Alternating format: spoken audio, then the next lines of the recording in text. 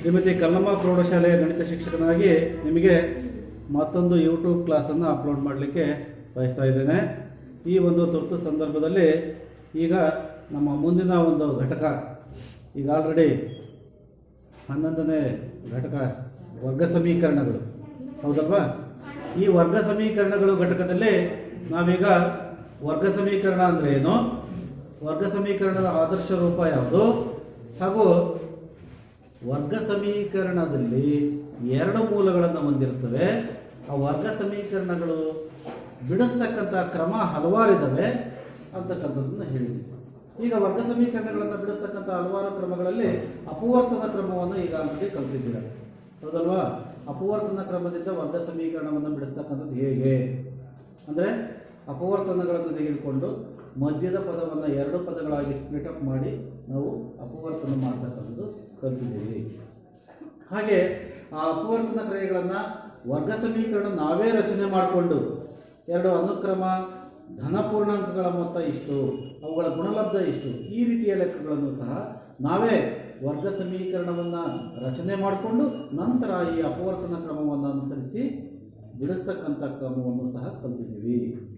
ಈಗ ಮುಂದಿನ ಒಂದು ಕ್ರಮವನ್ನು ನೋಡೋಣ. ಈಗ ಈ ವರ್ಷದ ಕೋವಿಡ್ ಹಿನ್ನೆಲೆಯಲ್ಲಿ ಬಂದಿರತಕ್ಕಂಥ ಸಿಲೆಬಸ್ಸು ಇದು ಆಗಿರೋದ್ರಿಂದ ಒಂದು 30% ಡಿಸ್ಕೌಂಟ್ ಆಗಿದೆ ಅದರಲ್ಲಿ. ಆದ್ದರಿಂದ ಈ ಮುಂದಿನ ಒಂದು ಕ್ರಮ ಯಾವುದಪ್ಪ ಅಂತ ಹೇಳಿದ್ರೆ, ವರ್ಗಪೂರ್ಣಗೊಳಿಸಿ ಅಪವರ್ತಿಸುವಿಕೆ, ಅದನ್ನು ತೆಗೆದಿದ್ದಾರೆ. ವರ್ಗಪೂರ್ಣಗೊಳಿಸಿ ಅಪವರ್ತಿಸುವಿಕೆ ಅದರ ಮುಂದಿನ ಕ್ರಮ ಏನಪ್ಪ ಅಂದರೆ, ಸೂತ್ರದ ಸಹಾಯದಿಂದ ವರ್ಗ ಸಮೀಕರಣವನ್ನು ಬಿಡಿಸ್ತಕ್ಕಂಥದ್ದು. ಈ ಹಿಂದಿನ ಅವಧಿಯಲ್ಲಿ ನಾನು ಸೂತ್ರವನ್ನು ಬರೆಸಿ ಹೋಗಿದ್ದೆ ಬೆಳಿಗ್ಗೆ, ಹೌದಲ್ವಾ? ಈಗ ಅದನ್ನ ಕಂಟಿನ್ಯೂ ಮಾಡೋಣ. ಈಗ 10ನೇ ತರಗತಿಯ ವರ್ಗ ಸಮೀಕರಣಗಳು ಅಲ್ವಾ? ವರ್ಗ ಸಮೀಕರಣ ಇಲ್ಲಿ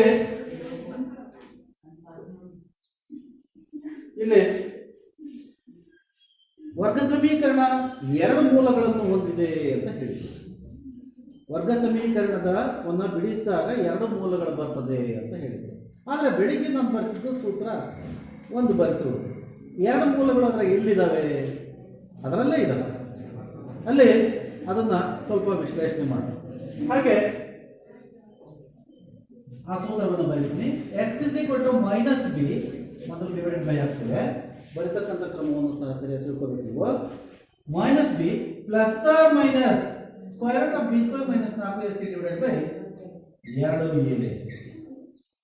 ಇದು ವರ್ಗ ಸಮೀಕರಣವನ್ನು ಸೂತ್ರದ ಸಹಾಯದಿಂದ ವರ್ಗ ಸಮೀಕರಣದ ಮೂಲಗಳನ್ನು ಕಂಡುಹಿಡಿಯತಕ್ಕಂಥದ್ದು.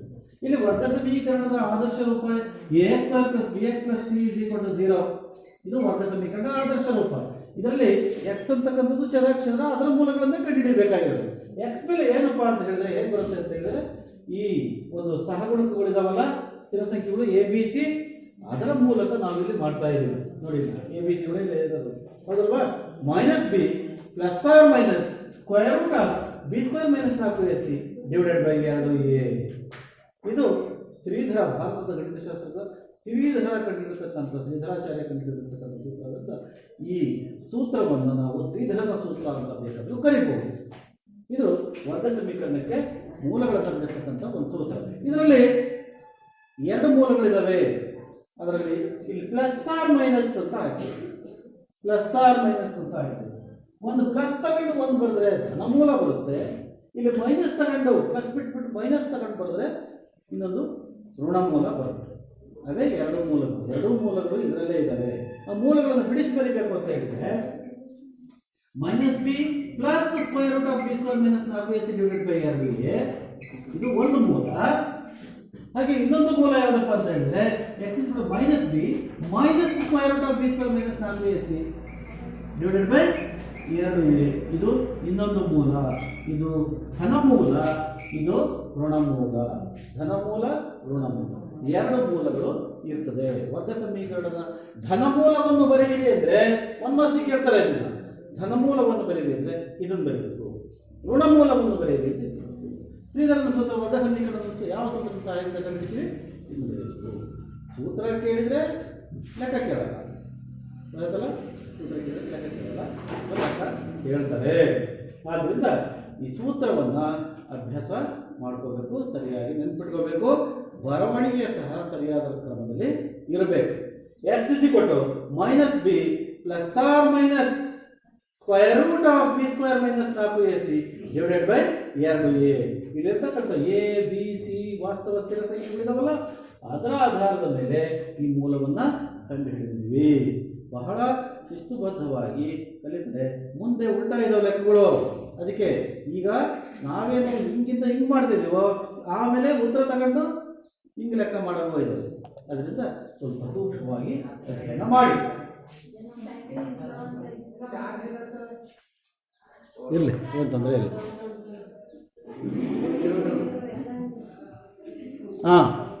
ಈಗ ಈ ಎರಡು ಮೂಲಗಳು ಗೊತ್ತಾಗವು. ವರ್ಗ ಸಮೀಕರಣದ ಎರಡು ಮೂಲಗಳು ಗೊತ್ತಾಗಿದೆ. ಈಗ ಈ ಸೂತ್ರದ ಸಹಾಯದಿಂದ ವರ್ಗ ಸಮೀಕರಣವನ್ನು ಬಿಡ್ತಕ್ಕಂಥದ್ದು ಹೇಗೆ ಅಂತಕ್ಕಂಥದ್ದು, ಅದು ಉತ್ತರಗಳು ಯಾವ ರೀತಿ ಇರ್ತವೆ ಅಂತ ಇರ್ತಕ್ಕಂಥದ್ದನ್ನ ನೀವು ಅಬ್ಸರ್ವ್ ಮಾಡುತ್ತೆ. ಈಗ ನೇರವಾಗಿ ನಾವು ಲೆಕ್ಕಗಳಿಗೆ ಹೋಗೋಣ. ವರ್ಗ ಸಮೀಕರಣವನ್ನು ಸೂತ್ರದ ಸಹಾಯದಿಂದ ಬಿಡಿಸ್ತಕ್ಕಂಥ ಕ್ರಮವನ್ನು ಮಾಡ್ತಾ ಇದ್ರೆ, ಬೆಳಿಗ್ಗೆ ಸೂತ್ರ ಬರ್ಕೊಂಡಿದ್ರೆ ಈಗ ಇವೆರಡನ್ನು ಬಿಡಿಸಿ ಬರ್ಕೊಂಡೆ ಒಂದ್ಸರಿ. ಧನಮೂಲ ಋಣಮೂಲ ವರ್ಗ ಸಮೀಕರಣ ಎರಡು ಮೂಲಗಳನ್ನು ಬಂದಿರುತ್ತದೆ. ಆ ಧನಮೂಲ ಅಂತೇಳಿ ಹೆಡ್ಡಿಗೆ ಹಾಕಿ ಅದನ್ನು ಬರ್ಕೊಳ್ಳಿ, ಪ್ಲಸ್ ಹಾಕಿ. ಋಣಮೂಲ ಅಂತ ಹೇಳಿ ಮೈನಸ್ ಹಾಕಿ ಇದನ್ನು ಬರ್ಕೊಳ್ಳಿ. ಎರಡು ಮೂಲಗಳು ಬರ್ಕೊಳ್ಳಿ. ವೆರಿ ಸಾಕು ಸಾಕು, ಮಾತಾಡಬಾರ್ದು.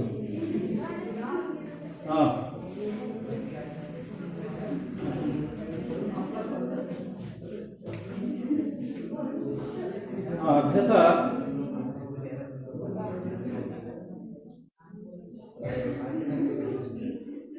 ಅಭ್ಯಾಸ 10.3.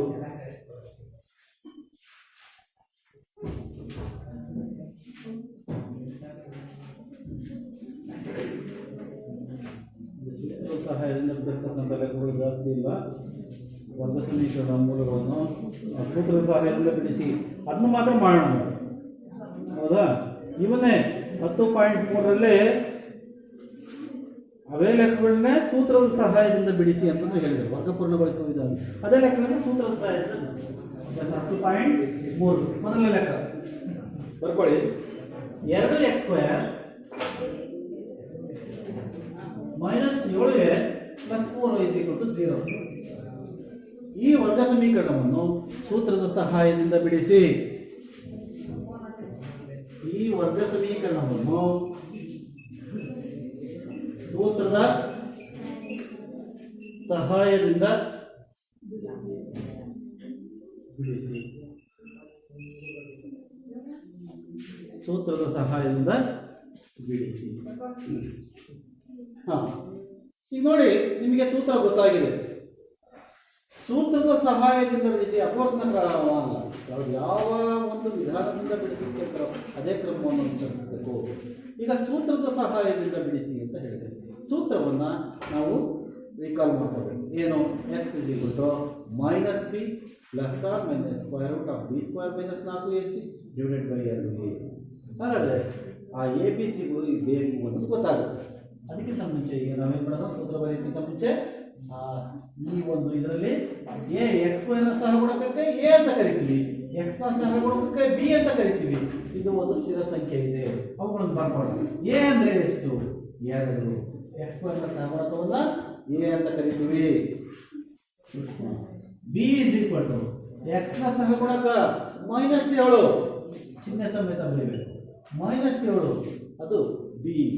ಸಿ ಅಂದರೆ ಯಾವುದು? 3. ಎ ಬಿ ಸಿ ಬೆಲೆಗಳನ್ನು ಬರ್ಕೊಂಡಿದ್ವಿ. ಈಗ ಸೂತ್ರವನ್ನು ಬರೆಯೋಣ. ಸೂತ್ರದ ಸಹಾಯದಿಂದ ಬಿಡಿಸಬೇಕಾಗಿರೋದ್ರಿಂದ ಸೂತ್ರದವನ್ನು ಬರೆಯೋಣ. ಎಕ್ಸ್ ಇಸ್ಬಿಟ್ಟು minus B plus or minus square root of B square minus 4ac divided by 2a.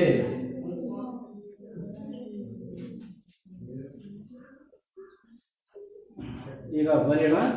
Minus ಸೂತ್ರದಲ್ಲೆಲ್ಲ minus ಮೊದಲು ಬರೀತಾ ಇದ್ದೀನಿ. ಬಿ ಅಂದ್ರೆ ಏನು? -7. ಈ ಮೈನಸ್ ಬೇರೆ, ಬಿ ಬೆಲೆ -7, ಈ ಮೈನಸ್ ಆಫ್ -7 ಆಗುತ್ತೆ.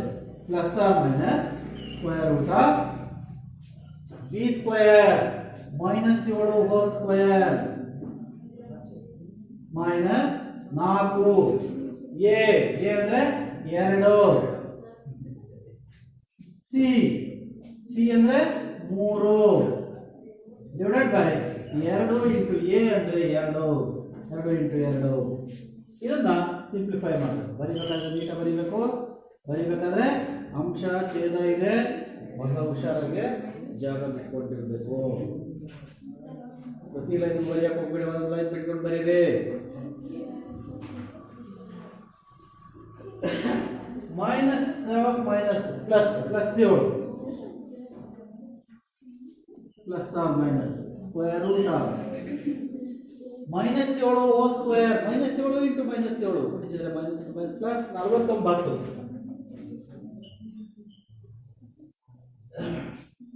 ಹಾಗೆ 4ac ಇದು 4 3 4 8 8 3 24 ಎಷ್ಟು ಗುಣಿಸಿ 24 ಬರುತ್ತೆ -24 divided by 4.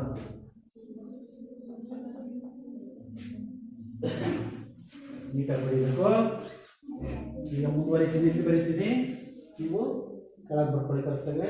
7 plus or minus square root of 49 minus 24 ಎಷ್ಟು? 25 ಡಿವೈಡೆಡ್ ಬೈ 4.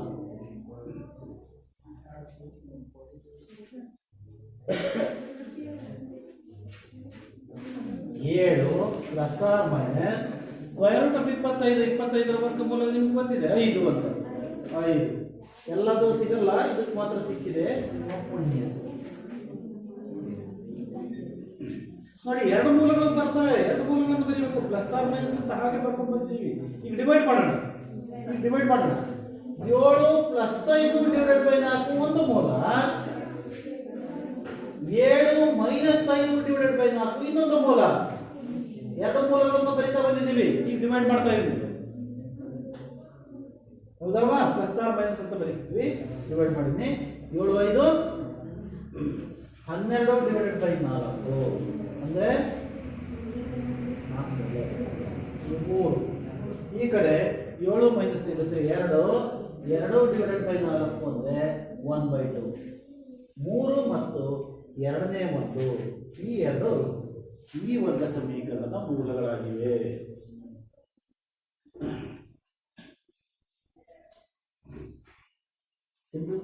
ಸಿಂಪ್ಲಿಫೈ ಚೆನ್ನಾಗಿ ಕಲಿಬೇಕು.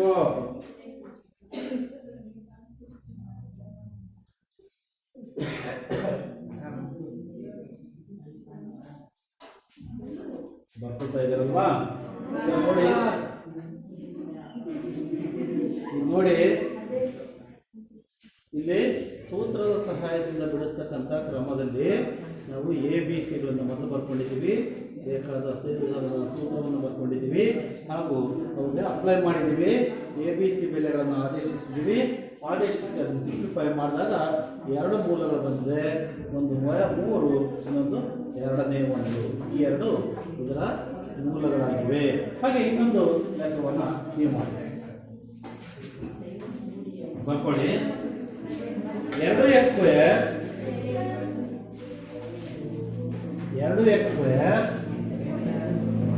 Minus 4x minus x 2x plus x 2x square plus x minus 4 is equal to 0.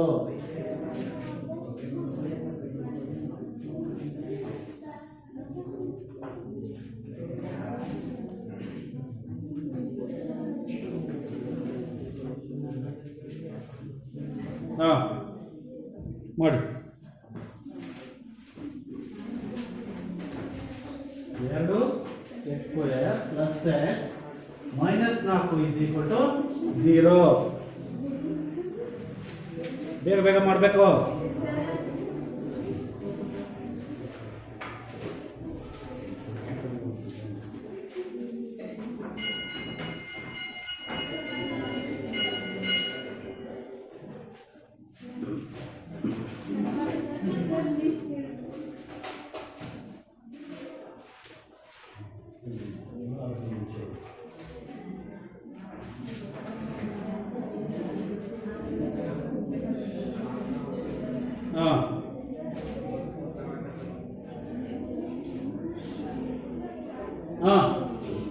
ಉದ್ದ ಬೇಡ.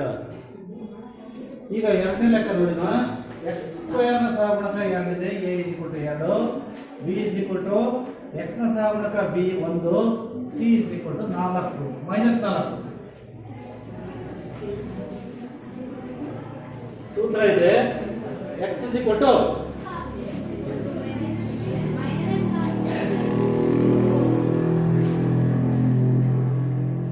equal to minus b, x is equal to minus b plus or minus square root of b square minus 4ac divided by 2a. minus b ಅಂತ ಹೇಳಿದ್ರೆ 1 minus 1 plus or minus square root of b square ಅಂದ್ರೆ minus 1 whole square minus 4 a ಅಂದ್ರೆ 2 c ಅಂದ್ರೆ minus 4. ಕರೆಕ್ಟಾಗಿ ಚಿಹ್ನೆ ಸಮೇತ ಮಾಡ್ಕೋಬೇಕು. Divided by 2, A ಅಂದರೆ 1, ಎ ಅಂದರೆ ಯಾರಲ್ಲ ಎ.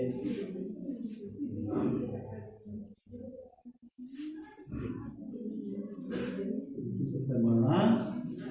-1 ಹಾಗೆ ಇದೆ ಇಲ್ಲಿ, plus minus square root of -1 whole square ಆದರೆ -1 ಇಂಟು -1 ಪ್ಲಸ್ 1 ಆಗುತ್ತೆ 1. ನೋಡೋಣ ಚಿಹ್ನೆ ಏನು ಬರೀಬೇಕಂತ ತಕ್ಷಣ ಬರೆಯಲ್ಲ. Minus into minus plus plus ಆಗುತ್ತೆ, ಪ್ಲಸ್ ಬರೀತೀನಿ. 4 16 16 32 ಡಿವೈಡೆಡ್ ಬೈ 4. ಕಂಟಿನ್ಯೂ ಮಾಡೋಣ. ಅಲ್ಲಿ -1 plus or minus square root of 32 plus 1 33 ಆಗುತ್ತೆ. 33 ಡಿವೈಡೆಡ್ ಬೈ 4. ಎರಡು ಪದಗಳಾಗಿ ವಿಂಗಡಿಸೋಣ. -1 plus square root of 33 divided by 4 ಒಂದು ಮೂಲ, -1 minus square root of 33 divided by 4 ಇನ್ನೊಂದು ಮೂಲ. ಈ ಎರಡು ಇದರ ಮೂಲಗಳಾಗಿವೆ. ಅದು ಸಿಂಪ್ಲಿಫೈ ಮಾಡೋದಿಲ್ಲ, ಹಾಗೆ ಇಟ್ಕೊಳ್ಳಿ.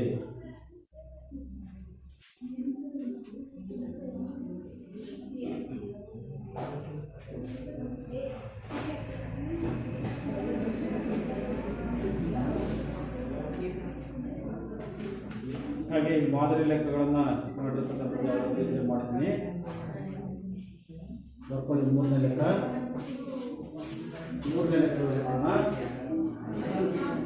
ಈಗ ಬರ್ಕೊಳ್ಳಿ. 3x²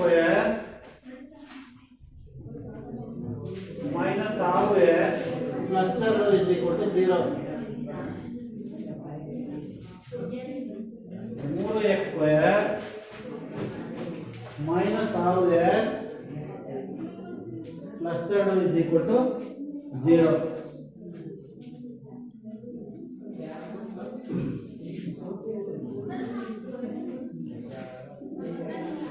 ಬರ್ಕೊಂಡ್ರಲ್ಲ, ಮಾಡಿ ಮಾಡಿ ಮಾಡಿ ಮಾಡಿ.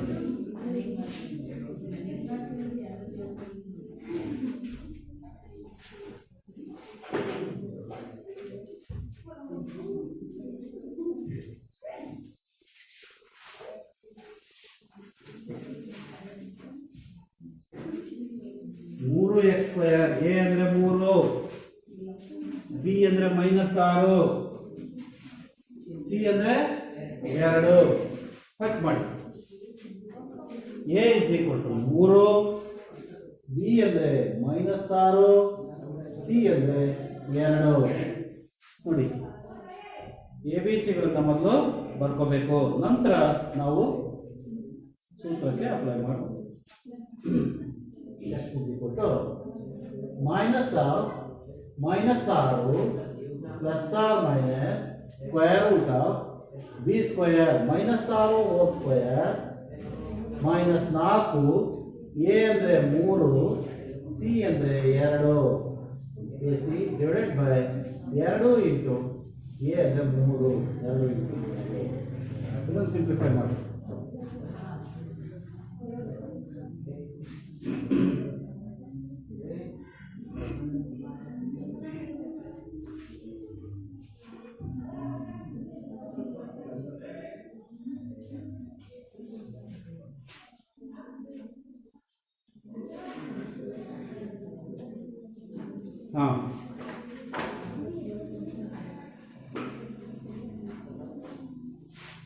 ಈಗ ಮೈನಸ್ ಇಂಟು ಮೈನಸ್ ಪ್ಲಸ್ ಆಗುತ್ತೆ, plus 6 plus or minus square root of B square minus 6 whole square minus 6 into minus 6 ಅಂದರೆ ಪ್ಲಸ್ 36 ಬರುತ್ತೆ.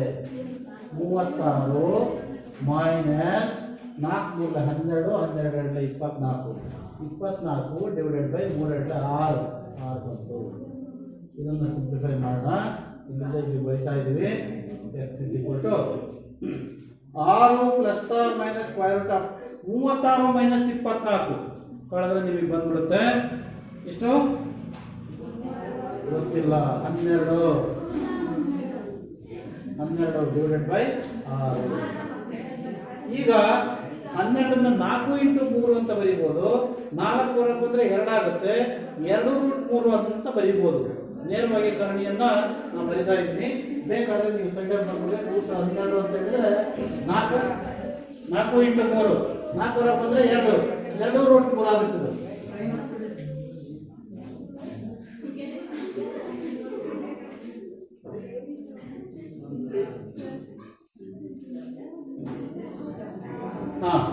ಆರು plus minus 2 root 3 divided by 6. ಇನ್ನು ಬರೀತಕ್ಕಂಥ ಕ್ರಮ ನೋಡಿ ಹೇಗೆಲ್ಲ ಇದೆ ಅಂತಕ್ಕಂಥದ್ದು.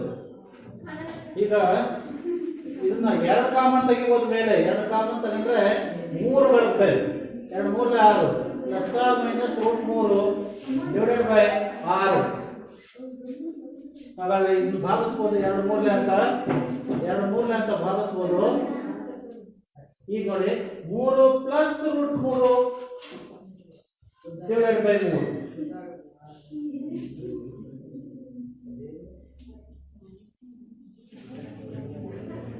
3 ಮೈನಸ್ ರೂಟ್ 3 ಡಿವೈಡೆಡ್ ಬೈ 3. ಇದನ್ನು ಇನ್ನೂ ಒಂದು ರೂಪದಲ್ಲಿ ಬರೀಬಹುದು. ಈ 3 ಅನ್ನೋದು ಇದಕ್ಕೂ ಬರುತ್ತೆ ಇದಕ್ಕೂ ಬರುತ್ತೆ ಸಪರೇಟ್. ಇದಕ್ಕೆ ಬಂದಾಗ 3/3 ಅಂದ್ರೆ 1 ಆಗುತ್ತೆ. ಮಾಡ್ಬೋದು, ಅದನ್ನು ಮಾಡ್ಬೋದು.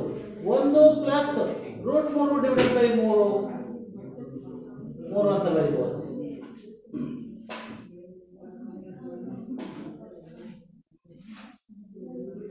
ಇದನ್ನು 1 ಮೈನಸ್ ರೂಟ್ 3 ಡಿವೈಡೆಡ್ ಬೈ 3 ಅಂತ ಬರೀಬಹುದು. ನಾನು ಹೇಳಿದ್ದೆ ನಿಮಗೆ 3 ಅಂದ್ರೆ 2 ರೂಟ್ 3ಗಳು ಸೇರಿರ್ತವೆ. ರೂಟ್ 3 ಮತ್ತೆ ಕ್ಯಾನ್ಸಲ್ ಮಾಡಿ ನೀವು 1/√3 ಅಂತ ಬರೀಬಹುದು. ಈಗ 3 ಅಂತ ಹೇಳಿದ್ರೆ ರೂಟ್ 3 2 ಇರುತ್ತೆ. 2 ಸರಿ ರೂಟ್ 3 ಅಂತ ಬರ್ತದೆ. 1 ರೂಟ್ 3 1 ರೂಟ್ 3 ಕ್ಯಾನ್ಸಲ್ ಆಗುತ್ತೆ. ಕೆಳಗೆ 1 ರೂಟ್ 3 ಉಳಿತು. ಇದೊಂದು ಈಗ ರೀತಿಯಿಂದ ಬರೀಬಹುದು. 1 ಪ್ಲಸ್ 1/√3 ಇದನ್ನ 1 ಮೈನಸ್ 1/√3 ನೋಡಿ. ಬರಿತಕ್ಕಂಥ ಕ್ರಮ ಬರ್ತಾ ಬರ್ತಾ ಹೇಗಾಗುತ್ತೆ, ನಾವು ಎಷ್ಟೆಲ್ಲ ಸಿಂಪ್ಲಿಫೈ ಮಾಡ್ಬೋದು ಅಂತಕ್ಕಂಥದ್ದನ್ನ ಅಬ್ಸರ್ವ್ ಮಾಡಿ.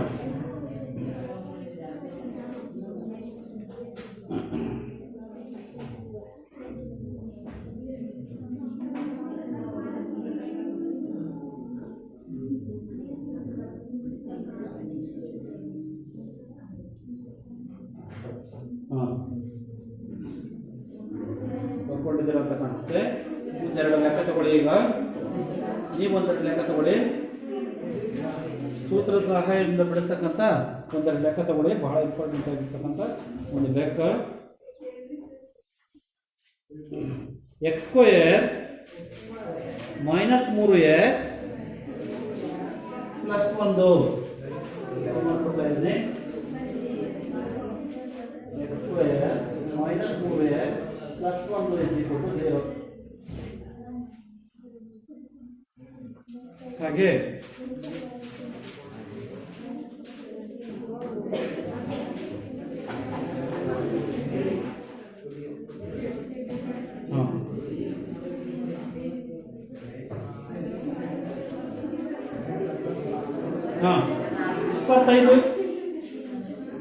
ಇಪ್ಪತ್ತೈದು x² minus 30x minus 10 is equal to 0. ಇಲ್ಲಾಂದ್ರೆ ಇದನ್ನ ಈ ತರ ಮಾಡ್ಬಿಡಿ. ಹೇಗಾಗ್ತದೆ ಇನ್ನೊಂದು ಸಲ 5x² minus 6x minus 2 is equal to 0. ಇದನ್ನ ಮಾಡಿ. ಇದೇ ಲೆಕ್ಕ, ಎರಡು ಲೆಕ್ಕ ಒಂದೇ. 5ರಿಂದ ಬಾಕ್ಸ್ ಇದೆ, ಅದೊಂದಿದೆ. ಈ ಲೆಕ್ಕ ಮಾಡಿ.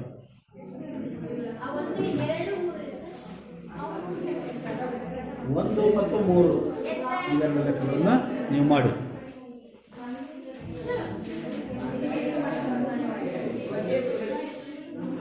ಹಾಂ ಹಾಂ ಇಲ್ಲೇ ಟೈಮ್ ಅಂತಕ್ಕಂಥದ್ದು ಭಾಳ ಇಂಪಾರ್ಟೆಂಟು. ನೀವು ಉಳಿದಿರ್ತಕ್ಕಂಥದ್ದು ಬೆಳಿಗ್ಗೆ ಹೇಳಿದ್ದೀನಿ ನಿಮಗೆ. ಹಾಂ, ಸಮಯವನ್ನು ಸದುಪಯೋಗಪಡಿಸ್ಕೊಳ್ಳಿ. ಆದಷ್ಟು ಶೀಘ್ರವಾಗಿ ಮಾಡಬೇಕು. ಸುಮಾರು 100 ಪುಟಗಳನ್ನು ಓದಬೇಕು ಅಂತ ಹೇಳಿದ್ದೀನಿ. ಅದನ್ನು ಅಭ್ಯಾಸ ಮಾಡಿಕೊಳ್ಳಬೇಕು. ಮಿನಿಮಮ್ 150 ಪುಟ ಓದಬೇಕು. 100 ಪುಟಗಳಾದರೂ ಮಿನಿಮಮ್ಮು ಒಂದು ದಿನದಲ್ಲಿ ಓದಲಿಕ್ಕೆ ಪ್ರಯತ್ನ ಪಡಿ. ಈ ಸೂತ್ರದ ಸಹಾಯದಿಂದ ಈ ಎಲ್ಲ ಲೆಕ್ಕಗಳನ್ನು ಮಾಡಿ. ಮುಂದಿನ ಕ್ರಮ ಗ್ರಾಫ್ ಇದೆ. ನಕ್ಷೆಯನ್ನು, ನಿಮ್ಮ ಗ್ರಾಫ್ ಶೀಟನ್ನು ರೆಡಿ ಮಾಡಿಕೊಂಡು ನೀವು ನಾಳೆ ಬರಬೇಕು. ನಾಳೆ ಗ್ರಾಫ್ ಶೀಟ್ ರೆಡಿ ಮಾಡ್ಕೊಂಡು